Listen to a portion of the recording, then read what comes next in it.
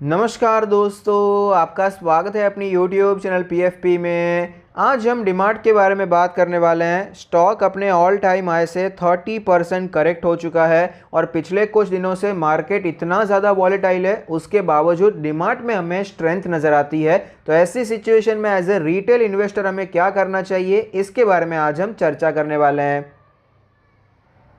सबसे पहले कंपनी के Q3 के रिजल्ट्स पर नज़र डाल देते हैं। नेट सेल्स हमें 22% जंप होता हुआ नजर आया ईयर ऑन ईयर बेसिस पे। नेट प्रॉफिट में 23% का जंप है। एबिटा में 21% का जंप है। पिछले कुछ दिनों से हम बहुत से स्टॉक्स को रिव्यू कर रहे हैं, लेकिन ज़्यादातर हमने यही देखा क्वार्टर रिजल्ट्स में नेट सेल्स तो ऊपर जाता है, लेकिन नेट प्रॉफिट में गिरावट देखने को मिलती है। लेकिन डीमार्ट में ऐसा नहीं है। डीमार्ट में आपको नेट प्रॉफिट में भी जंप देखने को मिल रहा है। जितना सेल्स ऊपर गया उतना ही नेट प्रॉफिट ऊपर जा रहा है, तो मार्जिन्स में आपको गिरावट देखने को नहीं मिली है, तो बहुत अच्छी बात है। क्वार्टर रिजल्ट्स हमें अच्छे नजर आते हैं। कंपनी के फंडामेंटल्स के बारे में बात करें, सेगमेंट वाइज रेवेन्यू ब्रेकअप के बारे में चर्चा करते हैं। फूड से 57.4% का रेवेन्यू कंट्रीब्यूशन है। नॉन फूड FMCG से 19.7%, जनरल मर्चेंडाइज से अपैरल से 22.9%। लोकेशन वाइज ब्रेकअप के बारे में बात करें तो 100% कंट्रीब्यूशन इंडिया से आता है। नंबर ऑफ स्टोर्स आप देख सकते हैं कंटिन्यूसली ऊपर जा रहा है, कंपनी एक्सपांड कर रही है। एज ऑफ दिसंबर 21 263 स्टोर्स हैं डीमार्ट के। टोटल रिटेल स्पेस भी आपको बढ़ती हुई नजर आती है। ऑब्वियस सी बात है, अगर नंबर ऑफ स्टोर्स बढ़ रहे हैं तो रिटेल स्पेस भी हमें बढ़ती हुई नजर आएगी। फंडामेंटल रेशियोज के बारे में बात करें, ROE 9% है, ROC 12% है, जो कि अपने एवरेजेस से नीचे नजर आते हैं। तो ऑफकोर्स ये बात इतनी अच्छी नज़र नहीं आती। नेट प्रॉफिट मार्जिन के बारे में बात करें, 4.5% का इसका नेट प्रॉफिट मार्जिन है, जो कि अपने एवरेज से स्लाइटली नीचे जाता हुआ नजर आया। इसका पूरा बिजनेस मॉडल वॉल्यूम पे है, ज़्यादा वॉल्यूम पे काम करना है, ज़्यादा मार्जिन पे काम करने वाला बिजनेस बिल्कुल नहीं है। डेट टू इक्विटी 0 है, कंपनी पर कोई कर्जा नहीं है। पहले थोड़ा बहुत कर्जा था, ज़्यादा कर्जा भी नहीं था, वो भी थोड़ा बहुत कर्जा भी यहाँ पर कम हो चुका है। कंपनी के फाइनेंशियल ट्रेंड के बारे में बात करें तो आप देख पाएंगे कंटिन्यूसली हमें यहाँ पर ग्रोथ देखने को मिल रही है। कोविड की वजह से रेवेन्यू हमें थोड़ा सा नीचे जाता हुआ नजर आया, प्रॉफिट में भी गिरावट देखने को मिली थी, लेकिन ओवरऑल कंपनी में अच्छी ग्रोथ देखने को मिलती है। कंपनी के शेयर होल्डिंग पैटर्न के बारे में बात करें तो टोटल प्रमोटर होल्डिंग है 74.99%, मैक्सिमम 75% का रख सकते हैं एज पर सेबी गाइडलाइंस। तो टोटल प्रमोटर होल्डिंग आपको ऑलमोस्ट मैक्सिमम नजर आती है। Mutual fund 6%, other domestic institution 0.5%, FII 9.5%, retail category 8.8%, जिसमें से भी जो प्योर रिटेल इन्वेस्टर होते हैं जिनका इन्वेस्टमेंट 2 लाख से कम का होता है, वो तो आपको 2-3% के आसपास ही नजर आते हैं। 28 एनालिस्ट ने स्टॉक को कवर किया, जिसमें से 21% का मानना है कि यहाँ पर हमें खरीदारी करनी चाहिए, यानी कि ज़्यादातर एनालिस्ट यहाँ पर यह कह रहे हैं कि स्टॉक को अवॉइड करना चाहिए। हायर साइड पे 76% का अपसाइड है, मीडियन है 6% का अपसाइड और लोअर साइड पे 30% का डाउनसाइड दिखाई पड़ता है। तो ये 2800 का लेवल हमें दिखाई पड़ सकता है, नहीं पड़ सकता, ये हम चार्ट पर देखेंगे। 2,63,000 करोड़ की दिग्गज मार्केट कैप है, 178 का PE रेशियो है। ज़्यादातर एनालिस्ट यहाँ पर बुलिश नहीं है, उसका मेन रीज़न यही है कि कंपनी का वैल्यूएशन बहुत ही ज़्यादा है। ये प्रीमियम नहीं, ये क्लियर कट आपको ओवर वैल्यूएशन दिखाई पड़ता है। स्टॉक के चार्ट पर हमें क्लियरली पता चलता है कि 5,900 के लेवल से स्टॉक में गिरावट देखने को मिली और 4,000 पे ये बेस बनाने की कोशिश कर रहा है। ये 5,900 का लेवल तो ऐसा था, झटके में आया और झटके में चला गया। अगर हम ये लेवल भी कंसीडर करते हैं तो स्टॉक में ऑलमोस्ट हमें 20-25% की गिरावट देखने को मिली है और मेरे हिसाब से हमें तो यही लेवल कंसीडर करना चाहिए, जो कि अप्रॉक्सीमेटली 5,000 का लेवल है। ये जो 6,000 गया था, गैप अप खुला था, जस्ट ऊपर गया और तुरंत ही आपको गिरावट देखने को मिली थी। फिलहाल ये स्टॉक अपने 50, 20 और 100 डेज के मूविंग एवरेज के नीचे है। एक्चुअली आज हमें 20 डेज के मूविंग एवरेज के ऊपर क्लोजिंग नजर आती है।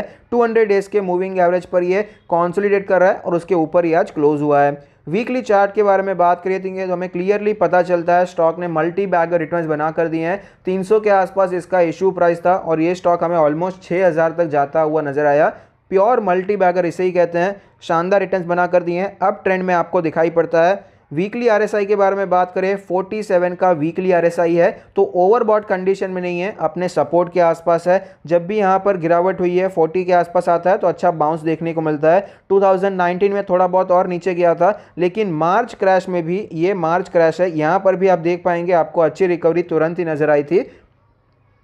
तो स्टॉक में यहाँ पर जब भी गिरावट देखने को मिली है, ये मैंने नोटिस किया, मैं आपके साथ शेयर करना चाहूँगा। मैक्सिमम गिरावट यहाँ पर जो दिखाई पड़ती है 30-35% की हुई है, और वो भी मार्च 2020 में, जब पूरा मार्केट ही 40% नीचे आ गया था।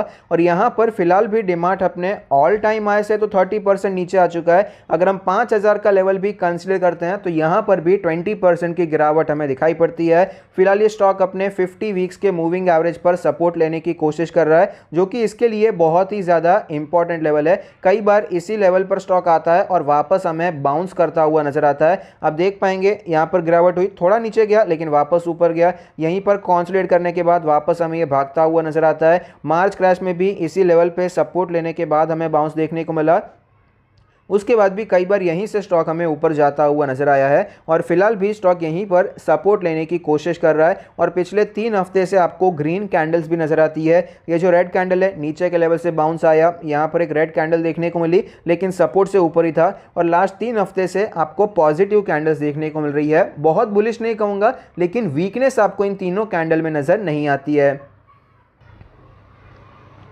स्टॉक के चार्ट पर सबसे पहला इंपॉर्टेंट सपोर्ट है, इंपॉर्टेंट लेवल 4000 का लेवल है। यहाँ पर कंसोलिडेट करने के बाद हमें ब्रेकआउट देखने को मिला और यहाँ पर ये ऑलरेडी बेस बना चुका है, तो 4000 का लेवल इंपॉर्टेंट नजर आता है। तो जो एनालिस्ट ने कहा था कि बहुत भारी गिरावट हो सकती है, 2800 2900 के लेवल्स आ सकते हैं, उसके चांसेस मुझे कम नजर आते हैं, क्योंकि सबसे पहले तो ये 4000 का लेवल ही अच्छा है। उसके बाद बाय चांस हमें गिरावट देखने को मिलती है तो 3300 का लेवल भी मेजर सपोर्ट है। 3500 का एक साइकोलॉजिकल सपोर्ट तो है ही, टाइम के हिसाब से वो भी एक मूविंग एवरेज आसपास आ जाएगा, लेकिन चार्ट वाइज फिलहाल हमें 3300 का भी एक मेजर सपोर्ट नजर आता है। तो 2800 2900 के लेवल्स आएंगे, उसके चांसेस मुझे पर्सनली बहुत ज़्यादा कम नजर आते हैं।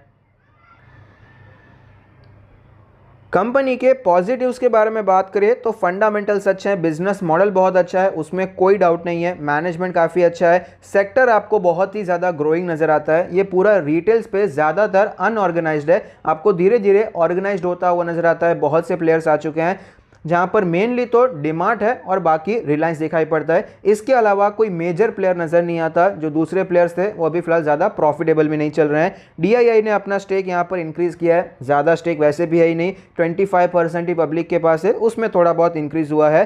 Q3 के नंबर्स भी हमें अच्छे नज़र आते हैं। नेगेटिव्स के बारे में बात करें, टेक्निकल्स वीक चल रहे हैं, डेली चार्ट पे आपको थोड़ी बहुत वीकनेस नजर आती है, लेकिन वीकली चार्ट के हिसाब से तो बहुत ही ज़्यादा स्ट्रांग है। ओवर वैल्यूएशन है, यहाँ पर मैं प्रीमियम वैल्यूएशन भी नहीं कहूँगा, ओवर वैल्यूएशन है और इसमें कोई डाउट नहीं है। इसलिए भविष्य में बाई चांस अगर गिरावट होती है, बाद में लोग कहेंगे कि ओवर वैल्यूड था इसीलिए नीचे आ रहा है, पहले से बता देना चाहता हूँ कि ये स्टॉक ओवर वैल्यूड है, इसमें कोई डाउट नहीं है।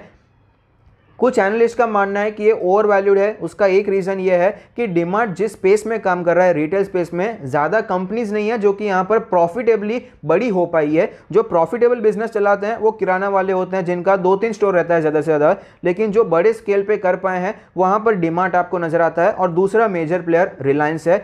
ये दोनों प्लेयर होने के बावजूद रिलायंस ज़्यादा ग्रो कर रहा है, उसके बावजूद यहाँ पर आपको इतना बड़ा स्पेस नज़र आता है, इतना ज़्यादा ग्रोथ एक्सपेक्टेशन नज़र आता है, इसीलिए ओवर वैल्यूएशन पे फिलहाल ये ट्रेड कर रहा है। रिलायंस का अगर अलग से IPO आ जाता है, रिलायंस रिटेल का, तो अलग बात हो सकती है, तो थोड़ा प्रेशर देखने को मिल सकता है, लेकिन फिलहाल तो प्योर रिटेल कंपनी में मार्केट के पास दूसरा कोई ऑप्शन ही नहीं है। FII का स्टेक हमें फिलहाल कम होता हुआ नजर आता है, थोड़ी बहुत गिरावट यहाँ पर आपको हर एक क्वार्टर में देखने को मिल रही है। एक और पॉइंट मैं शेयर करना चाहूँगा, यहाँ पर कुछ लोगों का ऐसा भी मानना है कि RK दामानी जी, आपको पता ही है, मार्केट के धुरंधर हैं, तो डिमार्ट उन्हीं की कंपनी है, तो वहाँ पर वो भी स्टॉक प्राइस को मजबूत रखे हैं, इसीलिए FNOB भी नहीं आया है। 2-2.5 लाख करोड़ की मार्केट कैप है, इतनी बड़ी कंपनी है, इसके बावजूद आपको ये स्टॉक FNO में दिखाई नहीं पड़ता है। तो ऐसे भी कुछ रीजंस यहाँ पर बताए जाते हैं कि क्यों स्टॉक के कंटिन्यूसली ऊपर ही जा रहा है, यहाँ पर आपको ज़्यादा गिरावट कभी भी दिखाई नहीं पड़ती है। तो फिलहाल यहाँ पर क्या करना चाहिए, शॉर्ट टर्म के बारे में बात करें तो वीक है, अभी के लिए अवॉइड करना चाहिए, वीक है, थोड़ा साइडवेज है। मिड टर्म में खरीदारी कर सकते हैं, 3850 का आप स्टॉप लॉस यूज कर सकते हैं। लॉन्ग टर्म में खरीदारी की जा सकती है। ऑफ कोर्स अग्रेसिव बाइंग आपको यहाँ पर बेटर वैल्यूएशन पर ही प्रेफर करनी चाहिए, क्योंकि वैल्यूएशन बहुत ही ज़्यादा क्रेजी चल रहे हैं। 178 का पीई रेशियो चल रहा है, ये 200 के भी ऊपर निकल चुका था। तो क्लियरली वैल्यूएशन तो हमारे साइड में नहीं है। तो अगर यहाँ पर कुछ भी खराब न्यूज़ आती है तो वैल्यूएशन ज़्यादा होते हैं, तो आपको यहाँ पर गिरावट भी कई बार ज़्यादा देखने को मिलती है। तो ज़्यादा यहाँ पर अग्रेसिवली काम नहीं करना चाहिए, करना है तो यहाँ पर स्टॉप लॉस लेकर काम करना मेरे हिसाब से इंपॉर्टेंट हो जाता है। आई होप आपको ये वीडियो पसंद आता है, आपके इन्वेस्टमेंट ट्रेडिंग डिसीजन में आपको ये मदद करता है। Thank you, stay happy, happy investing.